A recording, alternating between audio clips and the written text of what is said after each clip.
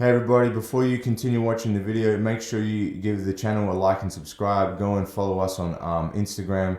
Go and check out all the different social media scenarios. Make sure if you're enjoying the content, go there, like, subscribe, follow, so we can keep putting stuff out. If you've got any questions, leave a comment. All right, make a comment on either of our pages and we'll answer them as soon as we can.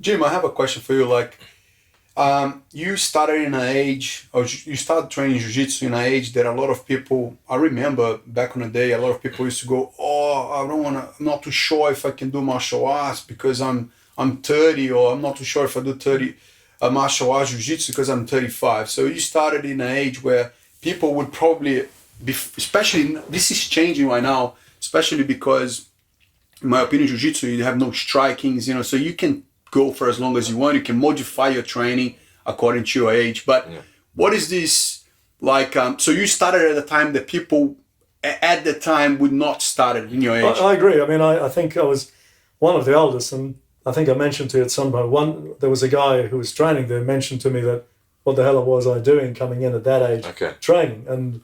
But for me, if you remember, I was still fit when I arrived. I was still doing Kung Fu.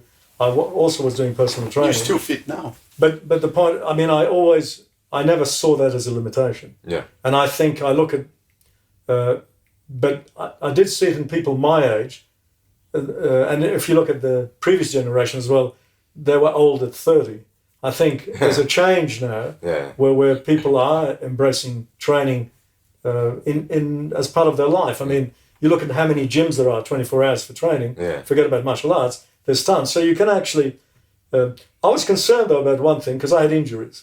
When I arrived at 44, by then had, I think, 4 knee operations, 2 shoulders. And I thought, you know, I've got to be careful here. And which brings me to another thing. When I first trained, it was tough. We were, I think I was blue and purple almost on a weekly basis from going too hard, in fact. And I had arthritis in my neck, and it was kept becoming a problem. And that's when, after a few years, I think it was around my 4th year training, I decided to concentrate on the private side, and so that I gave my neck a relief from injury, if you like. Yeah.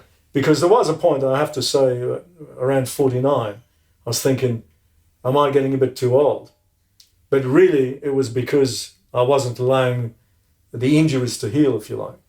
And so when I took a step back and changed the way I trained, then I started actually performing better. Yeah. And also not so stupid in terms of, and I was learning, of course. Yeah. And I was realizing that it's not about being hard, it's being smart when you're doing rolling.